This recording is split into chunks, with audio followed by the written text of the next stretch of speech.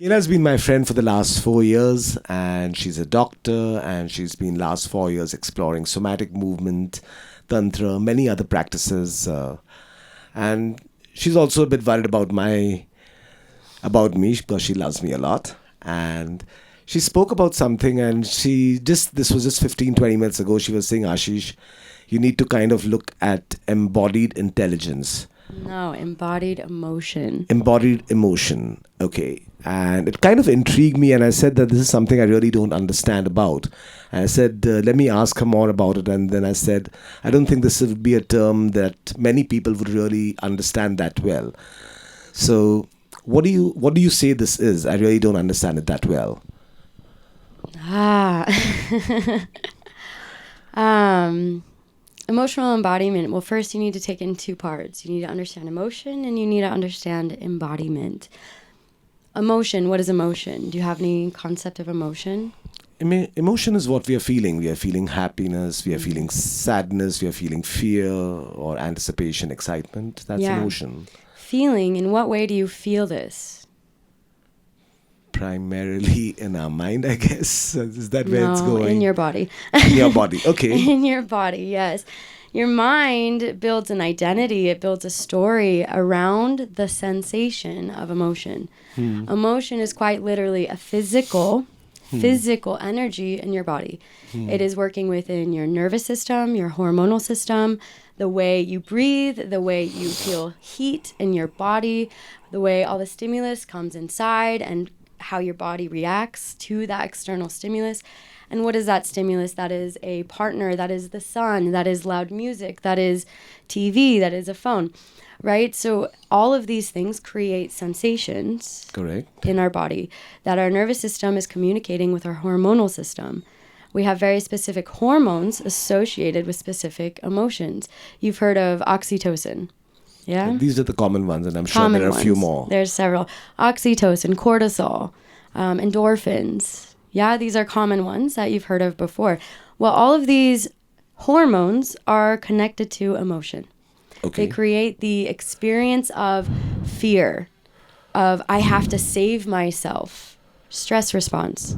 Stress response. And that's what. So I'm kind of veering into this that you're kind of diagnosing me while we are talking about emotional. I'm embod- diagnosing everyone. This is not just Ashish and Tapavan Rishikesh. Okay. This is like what I believe, and this is a big perspective. Watch out.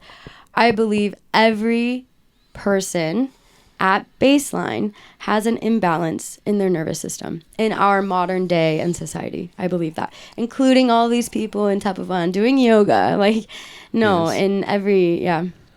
I think that this balance is quite pronounced, and I think that's the kind of the journey also, right? Whether you're doing it spirituality, Yeah, yoga, but let's bring this but back. let's take this back to Yeah, emotional yeah. embodiment, right?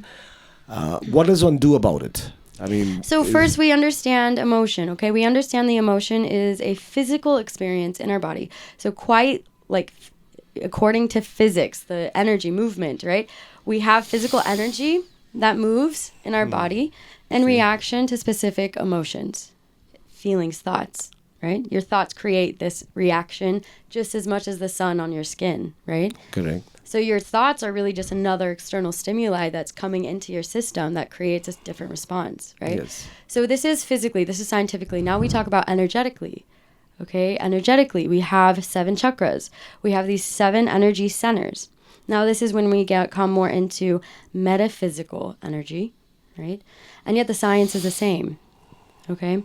The science is the same, that we have emotion that moves energy in our body.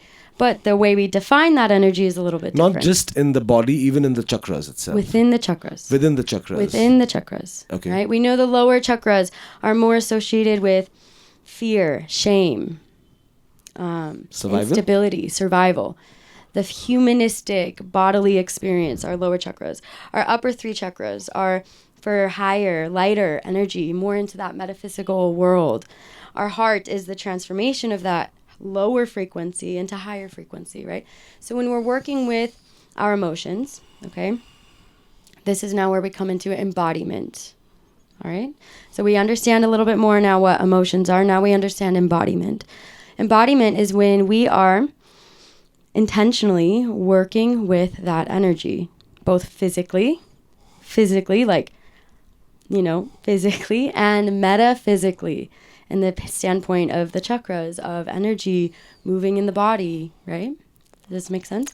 It does make sense. I'm not at the full definition, but do you have a question? Yeah, I do have a question. I mean, are you saying that one manipulates the body into making the energy flow better through the chakras, or what? Manipulate. I don't really like that word. Okay. I don't really like that word because I don't think you're manipulating anything. I think you're actually just coming into your body, out of the mind and into the body. And then you actually just feel it for yourself. Okay? And then you start to laugh, like uncontrollably, or cry. I think that's where this whole topic started, right? You said that you had gone through a tough period for a few days. Yeah. No, and months. during those few about? days you were, yes, and you mentioned that you were screaming and shouting a lot every day. Okay, yeah. And I mentioned that I should try something. That's where you said about emotional embodiment. And that's how... Yeah, so I was using emotional embodiment as a practice for understanding myself, okay? Because this is what we do in society and in life. We're taught since literally this big that we can't cry. Yeah? We're told to stop crying in public. Don't yell, don't yell, don't yell. Don't be obnoxious in class. You can't just start laughing in the middle of nowhere. You have to sit in a desk. You have to listen to a teacher. You have to wear a certain type of clothes, wear shoes, right? So what we are talking about is you cannot emote your emotions. Yes, you repress. You repress emotionally. You push all those sensations, those feelings, you push it down into your lower area where we have a lot of tension, a lot of stiffness, stored trauma. You push that energy, that emotion down. And then all of a sudden you get to adulthood and you're a man most often. This is, of course, true for women too. You don't cry. You haven't cried in 10 years, 20 years, right? You haven't yelled. You haven't... Well, how often do we even deeply laugh, you know? Exactly. I mean, we smile, we get smirks and...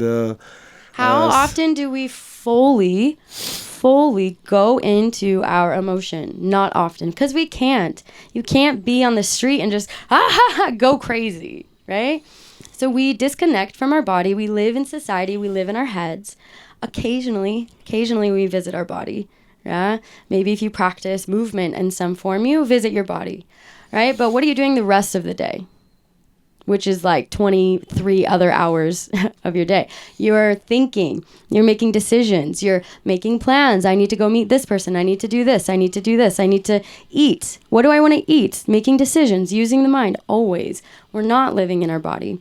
And so when you intentionally come into your body with the focus at feeling your emotion. How do you feel your emotion through the body? I thought I just told you. No, like through your sensations. Like running Avia has since the last 2 years. It has been quite a challenge financially from an operations point of view, HR, to very often almost you're kind of trying to just save face and live through the thing, and which there's exactly always a constant doing, level of stress and 100 This decisions. is why corporate world is terrible. Because you have to be professional. You have to be able to talk to 20 different people in a day and not make them feel uncomfortable and not make them feel upset. So you have to have a face. Hi, oh, I'm good. I'm so happy. Yeah, I'm having a great day. When you actually feel shit inside. Yeah. I mean, I on an average meet 50 to 75 people a day. Mm-hmm. Yeah. And 100 decisions a day. Exactly. So you are like class act of what I'm talking about. And I have moved away from the corporate world and I'm here today now running a wellness space. And if running a wellness space means that I'm getting the stimuli, which is not particularly good for my own wellness. Yes. Because as much as you are not in Western society, you have been conditioned by Western society for, how old are you? 50 plus years. Yeah, 55. You were in the corporate world for how much of your life? Over half your life, right? I've been in my business world that never stopped, right? Even Avia started. Exactly. I mean, since the age you're of 15 still to living 55. in that. So you still have conditioned ways of being, of connecting, of communicating, of managing that come from that era of your life, which is a huge part of your life, right? Yes. So it takes time. You've only been in this new life for how long? 3, 4 years? It's my 5th year, yes. It's your 5th year. Okay. 5 years compared to 55, Right. right? So now if I was to, in a practical world today, in what I am here in Rishikesh, in Tapovan, at Avia, how do I practically apply this? Yes. Ooh.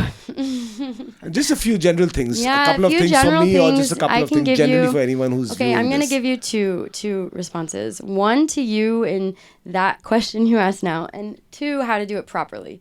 Because there's no quick fix, okay? You can't just step aside from a situation for 2 minutes and breathe and say, oh, I'm good. No, because when these experiences happen, they are triggering feelings and emotions from when you were 5 years old. Okay. Your body is a living memory of every experience you've had. And that's living within your nervous system, within your hormones, within the way your muscles tense, the way you breathe, right? It's The not way you stand, even the way you stand, if you, the way you stand changes your emotion, right? Mm-hmm. And so there's a way that your posture and learning or whatever's happened, Yes. health is today, that is making you stand in a particular way. And so you have to work against that conditioning, and it takes a long time to peel back those layers. And, you know, it takes exposure to new situations that actually help you confront those conditions you still live with. Because when you're doing the same thing every day, you can break through certain conditions. Oh, I'm living good. But then all of a sudden you're conflicted or confronted with a fight, with a anger and violence or whatever. And then how do you respond? You're not responding in the integrated, I've healed for 4 years in Rishikesh. You're not responding with that version of yourself. You're responding with 35 years of life before. Correct. I mean, and it's not that Rishikesh has been that different, right? It still has its own social dynamics.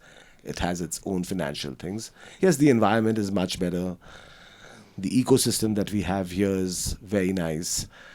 I mean, we are more connected to the elements here, and to more people who are in their yoga, and It's a much more relaxed it's a much place. more gentler It's a much- energy. It's much less It gives you competitive. time. It gives you time to confront these sides of yourself and actually like work through it. But let's come back to emotional embodiment, right? Because that was the question. Okay, so how do we bring these principles into real life? So for you, yes, you can step aside from a situation instead of staying in the heat of some moment, whether it's external or internal. Like you could have a calm situation outside, but you're feeling like, oh, I have this, I have this, I have this, I have this. You can, right? It's a calm day, but there are no bookings coming, suppose, And for you're stressed example. and you're thinking, problem solving, using your Yes. mind. So in that time, you step aside. You realize, for one, what's happening. Like, I'm overwhelmed. My system is overwhelmed. I'm very much in my head right now. Very much in my head. So you, instead of just staying there and doing your usual coping mechanism, set a timer for 5 minutes and feel your body. Just That's it. scan yourself. No Yeah. movement, nothing. Just scan your body. Oh. Because that's what I do. I mean, I will go sing, I will move, I will do whatever else, but I don't sit still. And this is where, Ashish, this is where my other point of advice comes. These are just little band-aids for small moments. But what I'm saying is living within your body, which is the case for everyone, is a life full of conditioned responses. And it takes extensive time to break through that. Not just 5 minutes, oh, let me just do a little stretch. Like, you need a full session. Like, for an hour, 2 hours, you are working through your body. You are working through emotion. You're connecting dots. You're figuring things out. You're understanding what this energy even feels like. Because so much of it is just learning to feel I'm at the emotion. moment, I mean, I do about sometimes an hour to 2 hours of movement in the mornings. But I'm kind of feeling through the muscle layers, through the breath layer. But are you supposed to feel deeper into the emotions at that Yes. time? I would not even know how to do Yes. And that's the key, because the gateway into this type of work is not a 10-minute video on YouTube. It is being with a person. It is being guided. It is being supported in a process that's so unnatural to us because we were never taught how to feel fully in our emotions. We were never taught it's safe to yell and scream. That's that. dangerous. We've been taught to control our emotions. Everything. And correct? so We've when been they taught start to control. come up, when they start to come up, it can be very unfamiliar and really difficult to navigate.